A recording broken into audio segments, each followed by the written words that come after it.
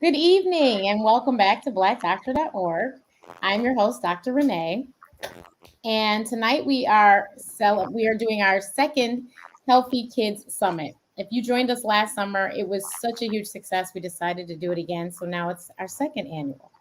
Um, Tonight's discussion is going to be about tips for overcoming childhood obesity, which I am certain you know somebody who has a child that's obese, or you've seen a kid on the playground that's been struggling. And unfortunately, childhood obesity usually leads to adulthood obesity and problems. So, tonight we have a really great set of women that are going to help us to get some tips and tricks on how to get our children healthy and ready to get back to school. So here we go. Thank you for joining us, Dr. Monique and Dr. Nina. Hi, glad to be here. Hello. Thank you for having me. So Dr. Monique, you guys know, well, you know Dr. both of them. They've both been on Black Doctor many times, but Dr. Monique has that lovely show, Veganish. And and so I hope that I know you guys are going to have great tips for us. So what are some of the key contributing factors to childhood obesity among Black children, and how do they differ from other racial or ethnic groups? We'll start with you, Dr. Nina. You know what? I honestly, I'd have to say that one of the key contributors, in my opinion, and based on my experience, is definitely the environment and the environment, including the areas they live in, poverty definitely playing a big role, but also the parents. And that's one of the things that I think we ignore all too often. The parenting plays a huge role. Whether it's a mother or a father in charge, the parent leads the household, and they therefore serve as the guide for the behaviors that ultimately manifest among the children. And what do you think, Dr. Monique? So I think it's definitely a cultural. I think it's cultural. I think it's societal. I think it is in the food sources that we're eating, and so it's multifactorial. It's a lot to tease apart, but it definitely starts with what's in the home, what's being served or eaten in the home. And I was just talking the other day with someone, and I'm of an age where I remember going to McDonald's was a treat, Mm-hmm. and because it so rarely happened. And now, because of lifestyles and economics and things like that, fast food is often eaten more often than is ideal, and so we're seeing that as a contributor as well. Definitely. And so, how can we address the disparities in childhood obesity rates among Black children compared to the other populations? I think being culturally sensitive, and I think first of all, starting and finding out what people's concerns are. Because here's the thing, as a physician, I may be looking at certain numbers in your chart and comparing that to where they should be. But unless it's important to you, Mhm. you may not buy into that. And, culturally, we tend to think that, being a little thicker is a good thing. And please, I'm not saying everyone has to be a stick figure or a size six. That's not realistic. That's not healthy. But at the same time, carrying excess weight is not healthy either. And so trying to meet people where they are from, find out first of all what's important to them. Is this a concern? They may not be aware, they may not consider it a problem. And then start to have that conversation where you can introduce start to introduce that information, because that may take several conversations.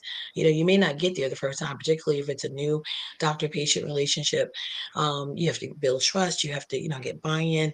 So I would say starting kind of where they are, and also getting a good family history, because you can also start to make some of those connections. Perhaps if there are certain diseases that run in the family that we know are related to obesity, such as diabetes and heart disease and things like that. So, as any good physician will tell you, 90% of what we need to make a diagnosis we get from a history and our physical, right? So that could be a great, starting point as well. Go ahead, Dr. Nina. No, I totally agree with Dr. Monique there. The value system, the goal system, what are we actually trying to achieve? I know that a lot of us put the focus on weight, and I actually think that that's a problem. So I'm agreeing definitely with Dr. Monique there. It's a problem focusing on weight, because especially in this culture, you have the media culture where it's body positivity and fat shaming and that sort of thing. But really tying it into health, tying it to the health, not so much with the family history, which is important. How are you functioning in school? How are you functioning mentally? How is how are your energy levels on a day-to-day basis? We have these physicals in school, but how are you actually functioning physically? Like, how is it feeling? How is it feeling in your mind? All these things are important, and they could add to that value system that Dr. Monique speaks of, versus just focusing on weight when it comes to the eating and the exercise that causes obesity, or lack of thereof exercise. Right. And I'm glad that she said it, but we always say here at Black Doctor, it is so important to know your family history. And then just as important to make sure you give that information to the doctor. I recently heard that a patient said, don't tell the doctor all of that stuff. They should be able to figure it out. I was like, that's the wrong way to approach things. You need to give the doctor all the information you have so that they can treat you that much better. So, I mean, obviously, if mom is sitting there and mom's the adoptive mom and you don't tell them that, and they don't know that maybe birth mom died, and she could have died from obesity factor, or maybe she is somewhere and she is very obese. These are all things that could be very good information for the doctor to have. So please make sure you give the doctor all the information so that they can help treat you best. Yeah, we learned a lot in medical school, but mind reading is not one of them. What sure was. Exactly. And that HMP, history and physical, is so important, like she said. So what role do the socioeconomic factors play in childhood obesity within the Black community, and how can we overcome these barriers? Gosh, how much time do I have? Right. Because that is truly is the $1 million question. We talk now about the um societal factors of health, or societal determinants of health, because we're realizing more and more how important it is to look at the whole picture.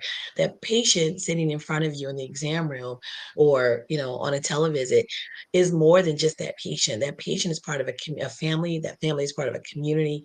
That community is part of, it just gets bigger and bigger. And so, when you, as a family physician, I was fortunate in that I got to treat multiple people in the family. So as opposed to just a pediatrician who just treats the children, and in conditions like obesity, or anything like, any lifestyle. And when I say lifestyle, I don't mean that in a light manner, but I'm saying in conditions where we know lifestyle directly impacts, it's so important to bring the family in, because the child is not doing the grocery shopping. Right. I wouldn't think, you're right, most cases. And so you've got to, get that parent on board, and again, have that conversation about why these things are important. But again, if there are people in food deserts, or for places where fresh fruits and vegetables are not available, where it's not safe to exercise, where the water supply is not safe, all kinds of things. That is going to take effect.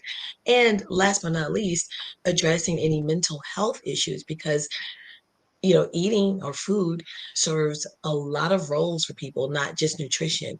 And so if there's an underlying, you know, eh, uh, relationship with food that can be detrimental down the road, that should be addressed as well. Definitely. Dr. Nina, unmute. Can you hear me? Oh my Well, gosh, it's perfect. Now, yes. okay. I am sorry about that. I don't know what was going on with this microphone, so thank you. I want to really take some time to focus a little bit more on that point Dr. Monique just made about the relationship with food.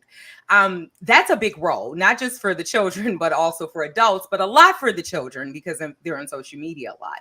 And I think this relationship with food is largely driven by diet culture these days. We have extremes. We have extremes where you either have the uber healthy, these are people that often, I mean, Dr. Monique can attest to this, but it's often switched to go vegan or go nothing. And then you have the other extreme of it where it's just like, well, I can eat whatever I want. I'm going to die anyway. And because we have these two extremes, you have the people who don't necessarily want to be vegan, but they may want to eat healthy, but everything in our culture is saying you either go this way or you go no way. And then you have the extreme people who are saying, well, you know what? I don't want to go anyway. So I'll just keep eating bad.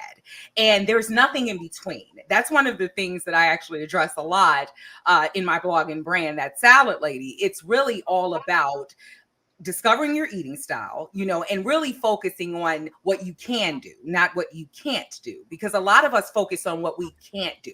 I can't eat this. I can't do this. Focus on what you can do. I often tell people you can eat 3 to 5 servings of vegetables a day. Let's ignore everything you can't do. But you can eat 3 to 5 servings of vegetables a day. You can eat 2 to 4 servings of fruit. You can get these healthy foods in. And what ends up happening, what ultimately happens, is your body gets the nutrients it needs and it's satisfied.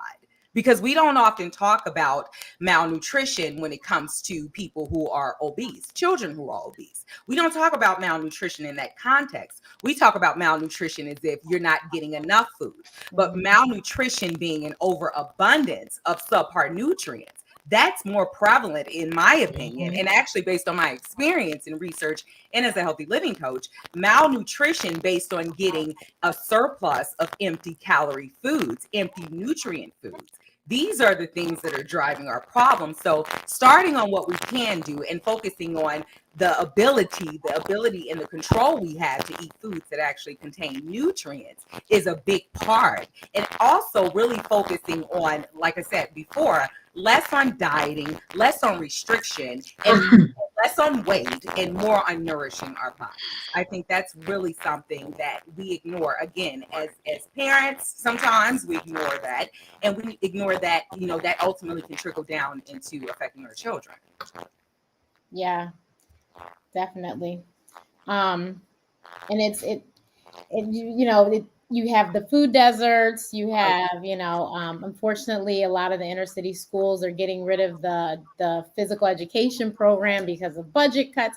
So all of that, I think, contributes to our children now. And then, of course, if you come home and mom's not at home and you're sitting there in front of the television or whatever digital device you have going, you're not getting that exercise as well. And if you can't go outside for whatever reason, it could be unsafe.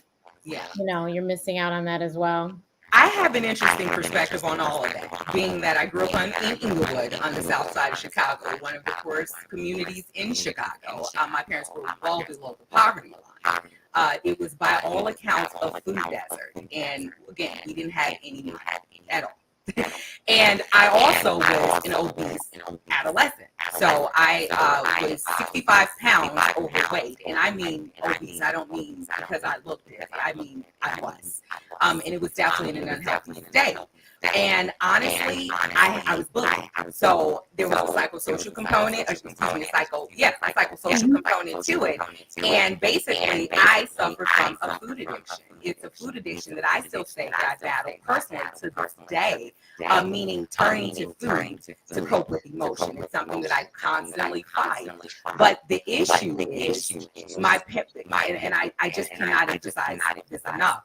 In spite of my environment, in spite of everything I was going through personally, my mother is who ended up changing all of that. Even in our state, she was diagnosed with diabetes. And when she was diagnosed with diabetes, and she also noticed that I was overweight, I was a latchkey kid, so she was never home. So basically, everything you said, Dr. Renee, I was a total latchkey kid. I used to hoard food. I hid food. and it got to the point that I was feeling ashamed because I was actually doing this. But my mother had my weight. She took immediate action. And she was changing her habits because she was diagnosed with too obese. It was not until she took that first step that it actually we didn't have a lot of money, in a food desert. So we actually had a project. We walked to the grocery store. The nearest grocery store was 3 miles.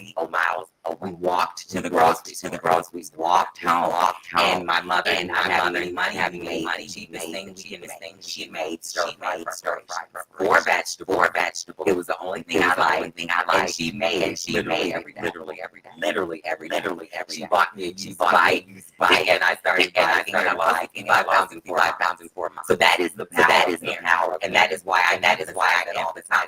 In the absence of money. And one of the things our children, and I always say my lifestyle is the fact that because I started so young, it's harder to change adults. It's easier, much easier to change children because we all know that habits are hard to change.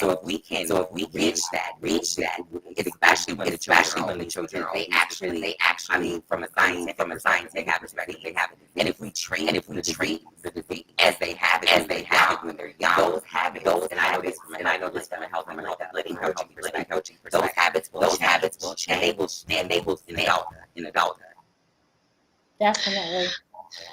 So if I may add, and I'm sorry, I'm having a hard time really hearing Dr. Nina clearly. So if I say something that's repetitive, it's because I can't quite hear everything. But one of the things too that parents, I think, and it's not just our culture because every culture loves food. I mean, everybody has that favorite dish or that they call it comfort food for a reason, right? Because it evokes memories and warm feelings and so forth. But how many of us can remember being told you're not leaving the table till you clean that plate, or the other side, if you do this, you can have some cookies. So when we do that, we're teaching kids in the first example to override their cues. If the child is not hungry, what then don't make them eat past that. If the child is telling you they're full or they're, if you gave them too much food on the plate, it's not realistic to ask them to continue eating because they're going to learn that behavior and blow past that innate, okay, that signal that's telling you you're full and stop. And in the other situation where you're rewarding them with food, again, that sets up an unhealthy precedent as well, because then they're going to, whenever something good happens or they're looking to food as a reward, and more often than not, what kind of food is it? The snacks, the chips, the cookies, the whatever. So those few things um can be detrimental and start to teach children, bad habits as well. The other thing I do want to just I mentioned, I came across a study that I thought was really interesting, and it asked how minority parents can help their children develop healthy eating behaviors. And they looked at it from both the perspective of the child and the parent. And so the parents, when they were asked, and these were mainly kind of, they were people of color for the most part, African American, some Hispanic families as well, and in less affluent, in communities, and they asked them. And so when they asked the parents, the mostly mothers or who the participants were, and they kind of took note of things that were facilitators or things that helped them to be able to teach the children about healthy eating, and things that were barriers or things that made it harder. So for facilitators, they mentioned things like being able to model healthy eating choices or behaviors, having healthy foods available or accessible in the home, and then being able to teach the child about healthy eating. Conversely, the barriers that stood in their way oftentimes were the cost of healthier foods or availability of it, and the lack of time. If they're working multiple jobs, single parents perhaps, they don't have time necessarily to do the cooking. And then the other thing was they admitted to their own lack of knowledge of healthy cooking and eating. Interestingly, when they asked the children, how can your parents help you make healthy meal choices at home? The kids identified their things fell into either environmental or personal support by the parents. And so under environmental, again, they also said having healthy food at home, cooking food, which I thought was great. And the kids were like, if we cook at home, because kids, for more of it than not, kids, if you spend time with children in the kitchen, it's a fun experience, usually for both people. And then they also were open to the idea or suggested their parents introducing new foods to them. And then the other thing, as far as personal support by their parents, that included giving the child choice and an active role in choosing the meals, planning the meals, cooking the meals, teaching them how to cook, and also just providing encouragement. Like I think I heard Dr. Nina mentioning walking to the store. The one child said, if you're going to go to the mother told her, if you're going to go to the store, you better go get some fruit and not some junk food. So just little things like that I thought were really interesting. And then one more point, if I just may make, going back to something Dr. Nina said earlier, I think labels can be very detrimental. Mhm. And I hosted a show called Veganish, and as we kind of developed that show, and as I developed my own or progressed on my own plant-based journey, I've started using the term plant-based more than vegan, because vegan, which means, of course, for those who don't know, it's just when you don't eat anything that came from an animal, that the animal had nothing to do with its production. Um, Whereas plant-based means the majority of your food comes from plant-based, but you still may have chicken, you may eat fish or what have you, or you may be 100% plant-based. But when you use terms like vegan, for some, it can be off-putting, or it can kind of conjure up images of, well, maybe that's for other people. I can't do that. I can't afford that. I can't shop at Whole Paycheck, the grocery store. So, things like that. And so when you use terms like plant-based, it can be more inclusive. It can kind of harken back to our ancestors who were plant-based for largely, or definitely ate more vegetables than we tend to eat now. So I just wanted to kind of put that out there, because words matter, language matters. And so if that is something that's going to be a barrier to someone, as far as when you say vegan, I encourage people to kind of reframe that and think plant-based, and see if that just makes that idea more accessible to them. Yeah, totally. And then also, even as Dr. Nina was talking about, she was obese. There are, because of the BMI, lots of people fall into the obese category, and you might necessarily look at them and say they look obese. So words definitely do matter, and it's very important. I like that Dr. Nita's mom was like, "Okay, we're gonna walk to the grocery store. 3 miles is nothing for a lot of us. Like for me, that's nothing, but at that age, that was huge." Round trip 6 miles. Right, exactly. Right. At that age, that was ginormous. But Yeah. Hopefully you can hear me now. I just no, it's perfect now. okay. Yeah. Yeah. So So no, I'm sitting here just yes, yes, and yesing to everything Dr. Monique said, especially from the standpoint of labels, because one of the things I like have guiding principles that I follow, and these are the same guiding principles that I promote in my blog and brand. And a big one is really the lack of labels in judging food. I have to say this because even in the presence, even living in a food desert for most people, oftentimes we're so quick to say, this is going back to that, what we can and can't do. We're so quick to say, oh, fresh foods are better than canned goods. Well, in many cases, people can't afford fresh foods. So, what are we doing with canned goods? How are we promoting sometimes canned foods? How are we making delicious recipes with canned foods that only people can afford? Because a can of green beans will always be more nutritious than a bag of Doritos. mhm. And really tailoring your information to where people are, their circumstances in life. I know a big thing for me growing up where I grew up, it was a little safer to walk. It's not even safe I mean, it was a little safer to it wasn't safe then, but it was a little safer than it is now. And just telling people to go for a walk. Well, you know what? I'm afraid I'm gonna get shot. So I don't want to necessarily walk down my block. What else do you have for me? You know what I mean? Really focusing on tailoring our information for the people who are in environments where underprivileged environments where they may not have those resources, whether it be giving them workout sessions or workout programs that they can do at home, giving them, again, eating options with frozen foods, canned foods, things that they may be able to afford, or they may have more access to, and that plays a really big role. And again, something that I always tell people personally, I follow a plant forward diet. And that plant forward diet, meaning I put plants first and animal based foods are secondary, but I put plants first. And really just in like I said before, I don't know if you heard that part, but really, again, focusing on what you can do, and you can put plants first. Yes, definitely. And so, what are strategies that you guys have seen that are proven effective in helping with healthy eating habits and physical activity among Black children? Well, I think what we know is that when the information is delivered in a way that is non-judgmental, easy to understand, easy to digest, and giving, like Dr. Nina said, giving people what they can do.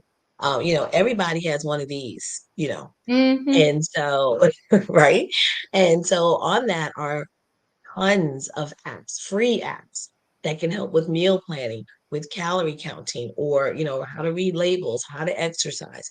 And so I think it starts in the home, but then also the schools. And as you mentioned earlier, unfortunately, they're losing.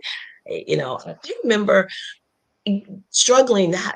What excuse can I come up with to get out of PE? Because it was a requirement. And when I heard that they were taking PE out of the schools, I was like, what? Like, what? No. And so there's no coincidence, right, that we see our children getting bigger and bigger because they're becoming more and more sedentary. So, that requires parents setting some boundaries on screen time. You know, parents have to parent. You know, and I know, and I say that as a parent, it's not something that I say glibly or lightly, but at the end of the day, parents do have to parent, and they have to model in their capability. My modeling for my child may look different from your modeling for your child, but what should be in common is that we're at least teaching children the importance of fueling our bodies the best we can with the best, the access to whatever access we have to the best food that we can get. I think those are going to be more effective than saying, well, you have to go out and you have to do, we can give them bound or guidelines, but they do need to be tailored, and when you can work with a dietitian with under your doctor's recommendations, you can work with a dietitian who can help you, especially if you have a condition such as obesity or diabetes or other conditions, so that people don't feel so lost. Because sometimes you'll hear patients say, well, I know I need to exercise, I know I need to lose weight, but I don't know where to start. What does that mean? And so if it means breaking it down and giving it to them in, no pun intended, digestible, Right. bite-sized information, because people are not going to remember a lot. You don't want to overwhelm them, and you want to put it in language and use examples that they can understand. And like one of the examples I use when I see male patients, men tend to know about cars, right? So I would use the analogy, if you have a whatever, Porsche, whatever the fancy cars are, right? Maserati. I clearly I don't know them. But whatever the cars that go vroom vroom really fast, right? If you have one of those, you're not gonna pull up to the gas station and put 87 octane in there, right? No, why? Because it's gonna knock, it's gonna ping, it's not gonna perform, it's not gonna hit the corners the way you want. So you're going to put the higher, gas in there. Well, your body is a piece of machinery. It is a wonderful piece of engineering. And why would you put subpar fuel in your body and expect stellar performances? It's not going to happen. So, the best quality, whether it's all plant, whether you also are eating animal, proteins, but you want to be, get the best quality animal proteins, not the processed, not the fatty, not all this, stuff that the Not this additives. engineered beef. Say that again. Not the new engineered beef. Isn't that what it is? Or is it chicken? Or Oh, there's that. It's too early. I'm not jumping on that bandwagon. I need more research. it'll be very But yes, interesting. But yeah. the best that you have access to and that you can afford and that you can get on your plates and in a reasonable time and at reasonable cost for you and your family. Yeah, and I think that a lot of people don't realize, and Dr. Nita said it, I think Dr. Monique said it too. A lot of the parents don't even know what healthy eating is. So you're sitting there trying to tell the child, but the parents don't even know. They don't know what servings we're supposed to have. They don't know what a serving size is, let alone we're supposed to have 2 to 4 of this and 3 to 5. They don't know. So, when you come from a place of having no idea, then the child is just, Exactly. they're modeling the behavior. They have no idea as well.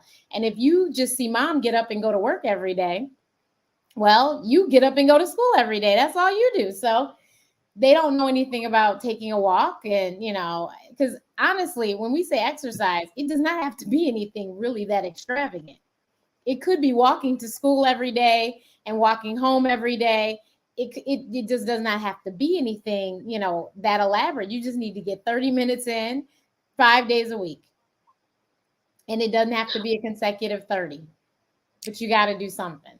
And I it's think, unfortunate. And even, I'm sure you've seen it, Dr. Monique. There's kids yeah. that are having heart attacks nowadays, besides the fact that we have kids that have type 2 diabetes, oh that yeah, back when we were in med school, we called that adult onset that's diabetes, exactly. but not anymore. No. And even lifestyle wise, even something as simple as eating as a family at the table.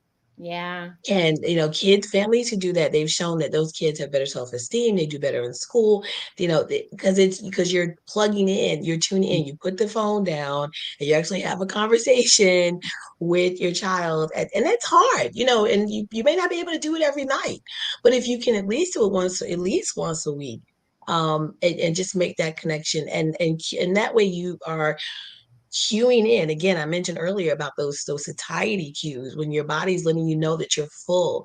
When you're distracted, if you're eating and on the computer or on the phone, you can shovel it in and not know. But if you're eating and talking and putting your fork down between bites and drinking water and things like that, all that goes into feeling full, being aware of what you're eating, and being less likely to overeat as well. I think I hate to, I'm a parent of two. I hate to continue to bring it back to the parenting, but a lot of this is parenting. And I think model is the key word. I've sat on more than a few wellness committees with schools. And there was a specific committee that was the most memorable because we developed this, what we called a safe snack list. And really, what the list was something that was, basically the high allergen foods.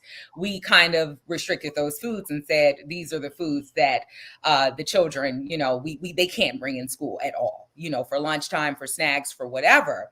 But basically, that translated to a healthy eating list amongst the parents. And what ended up happening is we were getting hate mail from the parents, not the children. We were getting hate mail.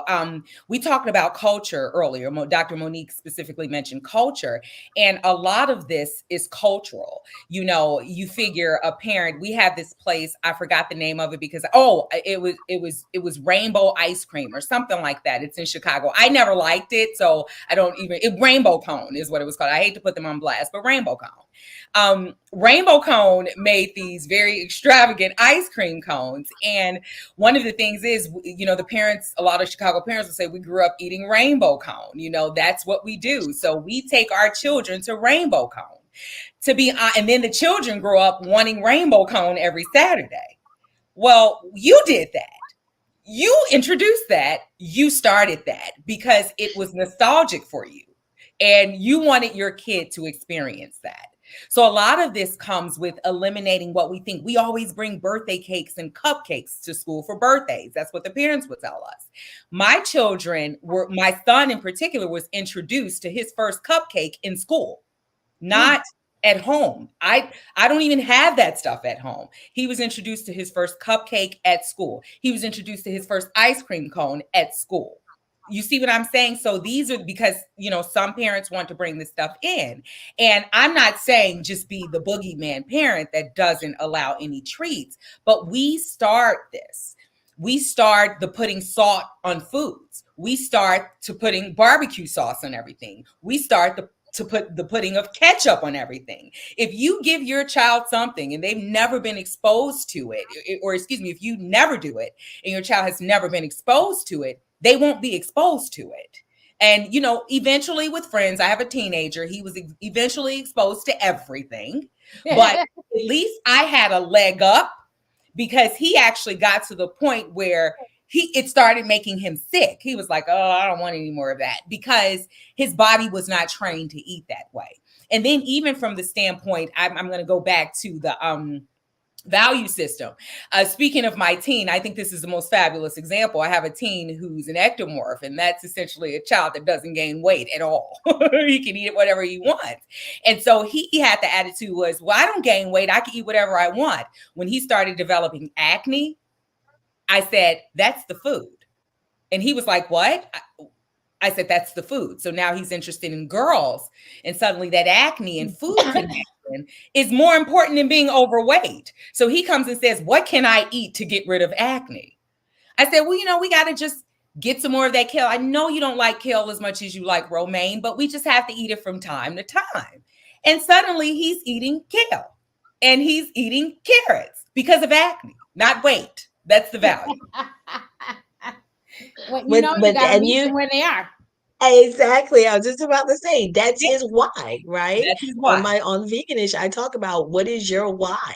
I can preach at you till I'm blue in the face. Mm-hmm. If I'm not connecting with what's important to you, I've just Exactly. been talking for no reason. That's right. But when you identify your why as to why you're doing something, why you're making these changes, then you're much more likely to be successful in the long term.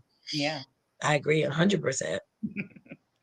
So, how can our schools and educational institutions play a more active role in supporting Black children in their journey towards a healthier lifestyle? I know one thing, especially after what happened this weekend, they need to require swimming in schools.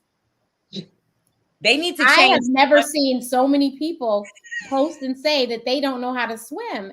Now, I know that they always say, Black people don't know how to swim, but I know at my school, it was a requirement in high school.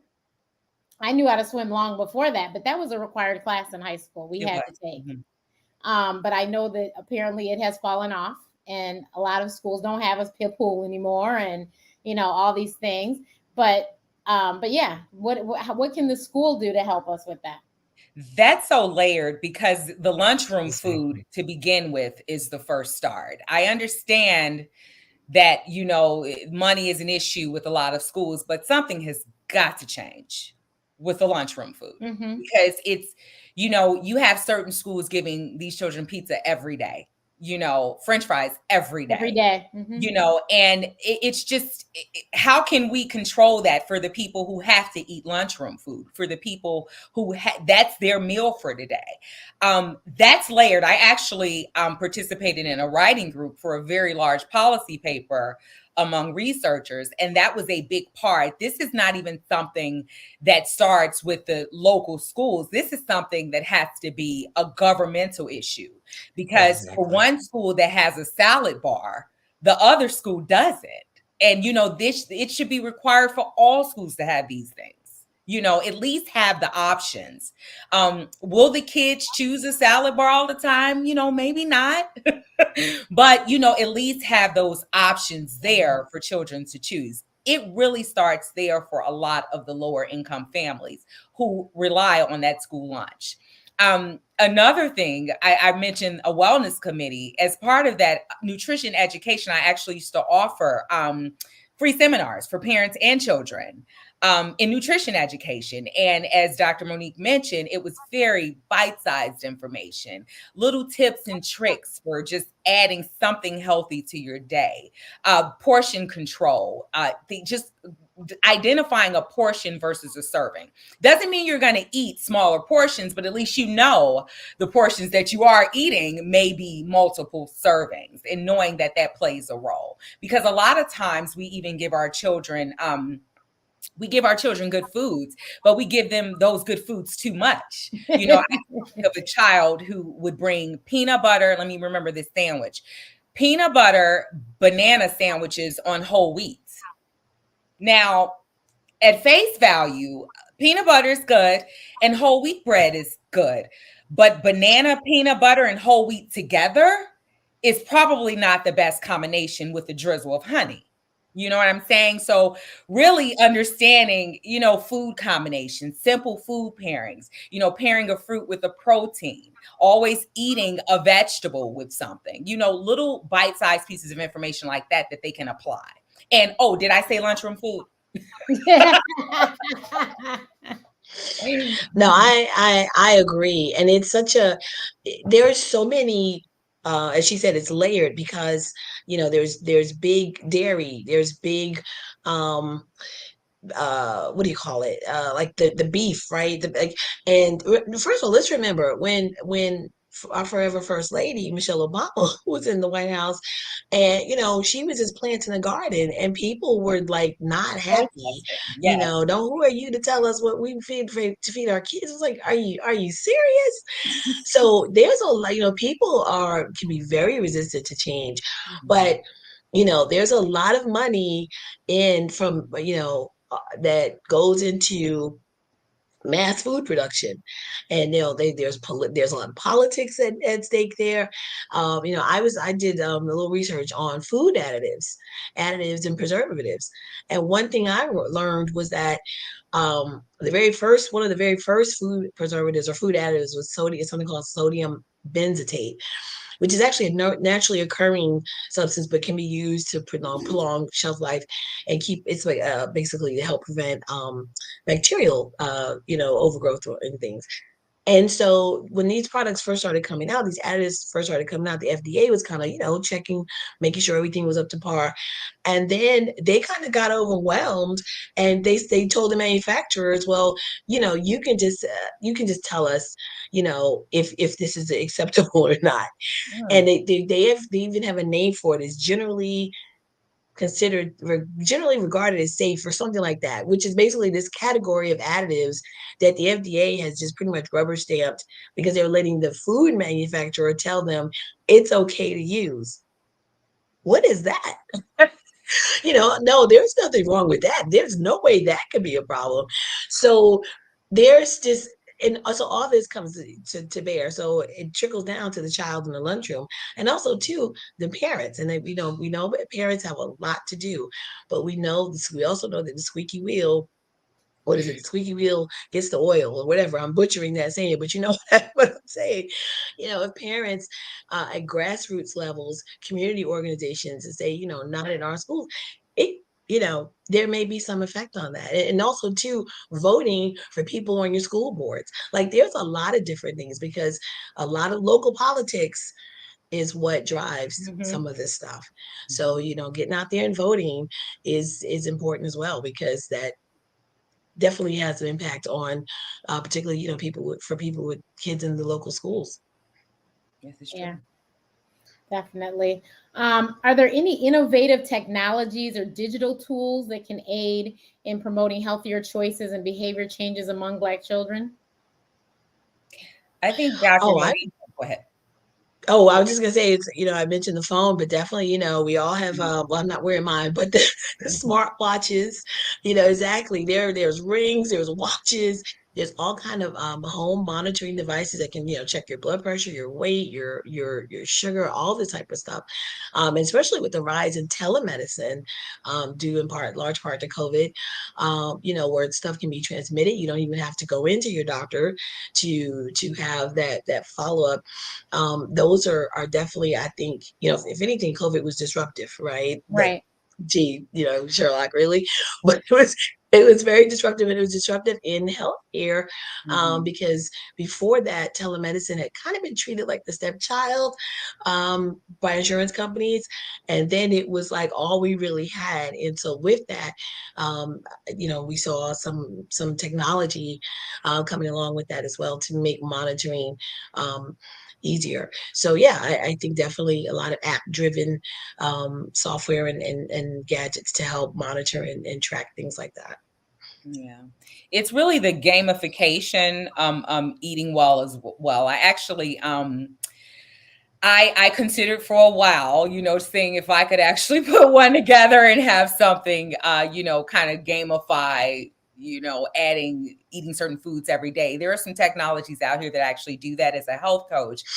I've used many of them, but basically, looking at your water, tracking your water on phones. So for people who may not be able to afford smart devices or smart watches, that sort of thing, just actually downloading these apps that Mhm. actually track your water intake. You can track, I'm not a big fan of the calories. I mean, it's a thing because I think sometimes that can lead to eating disorders amongst Mhm. some. So I'm not a huge fan of the calorie counting. Definitely more into nutrient counting, and I've actually experimented with a few apps where instead of focusing on calories, they actually focus on food.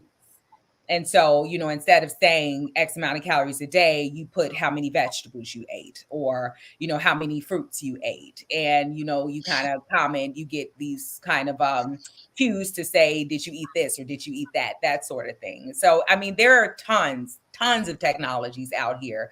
Apps are free or very affordable, where you can monitor what you eat and monitor what you do. So basically the same thing. That was And already said. I'm competitive, so I'm actually in a couple challenges now. But there's an app I just got introduced to. It's called Master something. I'll tell you in a second. But we have a challenge going where we've committed to doing 20 push-ups a day. But then Mhm. I started another challenge: is just commit to drinking 8 glasses of water a day. Just different things because I'm competitive, and it will if I'm going to win. So therefore, Yeah. I will make sure that I win, and then hopefully that'll inspire others to jump on board. But and I know with a lot of kids are very Master Health is the name of the app, and Mhm. it's a free app, and you can have as many challenges as you want, and Yeah. you don't have to have a specific type of phone. Anybody with an app store can go get this app, and but I know a lot of children are very competitive, and that's another Yeah. way to get them going, And and then make it a family thing. You yes, know, exactly, exactly. it's a big one. Like I know one of the big things my son is aspiring to be better than his dad. And so, we lift. I'm lucky and fortunate enough to have a whole system in my home. And, being an exercise physiologist. I mean, it's one of the things that it's just it's nature, second nature to have exercise Mhm. equipment in the home and do that sort of thing. But aside from the modeling of my son seeing us get up and work out at 5:30 in the morning, eventually he's like, I want to work out at 5:30 in the morning too. But then it goes from, Dad, what are you benching? Let me bench that too. Let me see. So now his aspiration is to lift more than dad. You see what I'm saying? So just that modeling, but also gamification at home in the absence of technology, taking family wellness breaks, Mhm. taking family walks, taking walks after dinner. We do know that moving after a meal does play a role in diabetes prevention, moving directly after meals. So little stuff like that. And even informing people from an educational perspective that that stuff does matter because a lot of people just don't know that it matters. Also, too, if I would just like to add, you mentioned water, and this is one thing I try to harp on. We often will mistake our bodies and think that we are hungry when actually we're thirsty. Absolutely. And by the time we are aware that we're thirsty, I've read that we're probably about at least 10% dehydrated. And Mhm. when my son was younger, my mom is old school. She's from Alabama, and she believed that children needed to drink juice. And Oh, my son was very much like he went pretty much from a bottle. So he went from milk, formula and milk to water. Like he just did that himself. He doesn't drink soda. He's 19 now. He still does not drink soda. He drinks water. And so Mhm. my mom and I was like, good for him. Like, I didn't even have to tell him that. And my mom was like, he needs to drink juice. And I was like, no, he doesn't. Like, juice is nothing but it's liquid calories. It rots their teeth. Because if you read a label of fruit juice, y- most of the time it's not even 100% juice. It may be 5% 5 or juice. So 10%. what is the other 95%? And you know what, So Dr. Monique, that starts in childhood because I mean, are you from the school where people would put a apple juice and put water in it, or even, I'm talking about in bottles, baby bottles, and even they had the baby juices in the little bottle. So that makes you think if they sell it, my baby must need it. right, exactly. And then you're seeing, 5-year-olds getting a full set of cavity, Yeah. their teeth replaced because of cavities. It's insane. But no, Mhm. so finally, she kind of relented because I just was like, no, he does not have to drink juice. He doesn't even want it. Like, why are we even having this argument?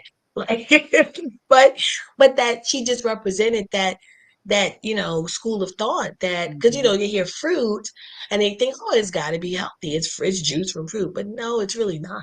And if you just want to have juice, if you can, make your own, right? Make it at home so you know what's in it. There's not excess sugar, excess, coloring and everything else, red dye number 5, which has been linked with, behavior issues in kids and all that kind of stuff.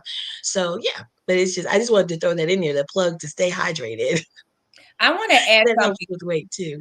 I want to add to something too. Dr. Monique is not your average physician. Definitely not. There's a bit more well versed on nutrition education. This is the one thing we didn't mention. There are a lot of physicians giving dated information, and Mhm. and that's just the I don't truth. doubt You it. have the same way you're talking about your mom. There are a lot of physicians giving very dated information, and pediatricians in particular. And what ultimately happens is you have the parent who's going to listen to that pediatrician. They're going to follow that school of thought. I have two examples. The first one was a pediatrician who was trying to basically, you have an overweight child, and the pediatrician is saying, they need to stop eating meat. Right. And then they suggested all of these processed meat substitutes. So we were talking about the food, the preservatives housed in foods and the manufacturing of foods. And some of these processed vegan foods, I mean, you might as well eat a cow because the cow will give you more nutrition than some of these foods. But you have pediatricians that, I mean, for whatever reason, I think the funniest thing that ever happened is I realized pediatricians were actually following some of my advice on my professional website. And I'm like, yes, I have a PhD in this field, but are you picking up scientific papers and seeing, the latest research that's going on that's saying, some of the stuff you're recommending is very dated. The second example I had was a young lady that I worked with. She was actually 14 years old and she was 350 pounds. 350 pounds, 14 years old. So I have a lot of experience in this area, and I will go rogue with the child that's 350 pounds. So what I basically suggested was not that she intermittent fast per se, but that she actually just scoot her foods into a 10-hour eating window. Because what that does is pushing your foods into the 10-hour eating window, depending on where you shift that window, promotes more fat burning. So she definitely was not suffering from a lack of energy in her body. And so I suggested that she do that. And she said, can I skip breakfast? Oh no, right? Breakfast is the most important meal of the day, even though yes, it is, in the fact that you can break the fast whatever time of day you wish. If you want to break the fast at 7, if you want to break the fast at 10, if you want to break the fast at 12, that's fine. Whenever you choose to break the fast, it's the most important meal of the day. So she actually told me, I never liked breakfast. I just don't even like the foods, but my mom always told me I had to eat breakfast. And then the breakfast choices was a whole nother story because most breakfast foods are starches and at least the ones that most people feed their children. So, long story short, we went through a whole synopsis and food recommendations and food suggestions. And she ultimately started eating at lunchtime, making her own food. She took it to her physician, and her physician was like, this is terrible. You have to eat breakfast every day. You have to eat this, that, and the other. Eat this, that's, and other. This young lady lost 50 pounds in 4 months. Wow. by just skipping that meal and focusing on what she ate. So she was cognizant and mindful of what she ate, and she eliminated her starch rich breakfast every morning. And the physician was like, well, what did you do? And it's one of those things. And her mother was even like, you can't do that. You have to eat breakfast. So this young lady took charge and said, I'm not listening to you, and even quoted me to her physician. I didn't want her to do that necessarily, but it's an important thing to understand and recognize that, pardon me for saying this, but physicians are trained, unless they go and get extra training, physicians are trained to treat disease. Physicians are really not trained to prescribe nutrition per se. And if a physician goes that extra step to be able to do that, they can help. And I say this because from an obesity and perspective in children, a lot of this is also lies in the I don't want to say miseducation of the physician, but really they're not becoming well versed in continuing education. They're not continuing to follow the science and see that the old ways of teaching have changed. Especially again, when you have a child who has diabetes and a child who is 200 pounds overweight. Yeah, you're not going to prescribe nutrition the way you would do for a child who may have a little baby fat. You know what I mean? And that sort of thing plays a role. I had to point that out. Well, as a physician, I mean, I will say, and I graduated medical school in 1996. And so nutrition in and of itself was not really a part of my core education. We knew, of course, we learned about diabetes and so forth, but the food aspect of how food is medicine was not taught. I will say that I know that the med school curriculum are changing. Yeah, they're changing. And also we have new specialties, lifestyle medicine, where that deal with the whole holistic approach, and food is When you medicine take type that thing. extra step. So that yeah. When you So take that right, extra it step. is getting Yeah. better though. I mean, we learned the food pyramid, and we know how, when I talk about how to, in my book to fix Doc Fix My Plate, I talk more about a healthy plate, and where it's cut into quarters and eat. So about half of your plate should be vegetables and fruit, and then a quarter of your plate would be your protein, whether that's animal based or protein, and then the other quarter is going to be your grains, like your whole wheat or your quinoa or things like that. And then a glass of water and so forth. So we as physicians, it is incumbent upon us to stay up to date, and we do. We have continuing medical education that we have to do, and keeping in mind all the other things that physicians have to juggle and manage. Right. And that's why being part of a team where we have That's dietitians and right. nutritionists and things like that to help are key. Yes, I actually did go to a vegan culinary school because I'm interested in this kind of stuff. But the average physician who may be pressed for time, that's why we have things that we can, or people we can refer to or consult with.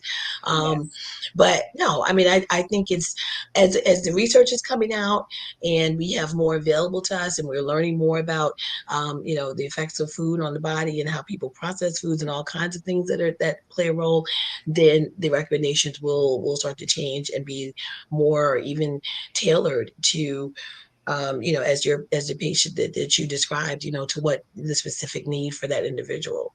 And that's also a good point there, because using that team and leveraging that team and understanding that a physician is probably about 10% of your experience. We don't think about what you're doing on your own. I actually co-wrote a paper where we talked about 40% of what happens in your life is actually what you do. 10% of that is what you do when you interface with your physician. So becoming well versed. So like the example I use, having a situation where that young lady told her physician, her pediatrician, no, this is what I'm going to do. And are you going to work with me on this? You know what I mean? And really having that sort of relationship where you kind of say what your needs are, and you have a conversation and a collaboration with your physician who is pressed for time. But that's really up to us. That's up to the parents. But it's also understanding that your children can figure out some things too, and just kind of listen to them and let them lead you a little bit as well. We And have also one too, final. Go ahead. I'm sorry. Go ahead. I just wanted to quickly say to a comment that Dr. Need made earlier, as physicians too, as primary care physicians, we very much are targeted toward disease prevention. I Yeah. mean, as a family physician, that was, we're telling people to get those screening mammograms and do all that stuff Mm-hmm. before there is a problem. So there's primary care and there's secondary care, which are your Mm-hmm. specialists, which, yes, unfortunately do treat disease. Mm-hmm. But I just want to put that plug out there that your Yeah. primary care doctor is very much focused on what we can do to keep you from having problems, whether that's your family practice who sees the whole family, the pediatrician who just sees the kiddos, or your internist who sees adults. Our bread and butter, our focus is really going to be prevention. And then the question that I do see in the chart and in the chat about, can physicians charge for the visit recommended diet? Yes, very much so. That's a doctor's visit, and so you're paying for that, that doctor's time, because it's because we may not be prescribing something or cutting something out of you or whatever. We are still thinking. We are counseling. We are advising. And so, yes, that would be part of a health, health preventive. It could either be part of your physical exam, your annual exam, or if you're just booking an appointment to say, I want to talk about my weight, my Mm-hmm. health, in outside of the purview of a head to toe exam, that certainly can be done. There are preventive codes and counseling codes that can be used. And once again, I want to clarify. I want to clarify too that I was not necessarily saying doctors had to that they were you are trained to treat disease as Right. well. You are trained to do that. But from a prevention standpoint, I'm talking more so of those modifiable factors. It's very much in reference to that question there as well. There are a lot of people at this point in time that are obese because I would say they're in this borderline set. And that's the set that I'm speaking of. The people who are borderline, they're too thin to be considered disease, but not quite at the disease state. Where do they go? They can't get a diet. They can get a nutrition recommendation. It's very generic, but what do they do to actually take the steps to lose weight? What can we do from a prescriptive standpoint with nutrition? What can we do from a prescriptive standpoint of exercise versus, just the general generic information that everybody gets? And that really ties into that tailoring aspect that I'm talking about. So that's really what I'm talking about from a prevention standpoint, not necessarily with diseases in general, but really this obesity factor that we're speaking of today. And that is something that I've worked as a healthy living coach with multiple clients who come to me specifically for that reason. I went to the doctor and this is what I got, but I don't know what to do. I still don't know what to do. I don't know where to turn. And that's when that collaborative relationship definitely plays a role. Yeah. And that's really what I was focusing on. But I know where I'm done. So please tell everyone how they can find both of you. We're a little bit over time. Go ahead. Go ahead, Dr. So Monique. I'm on all social media at Physician in the Kitchen, and also drmoniquemay.com as well. Mm-hmm.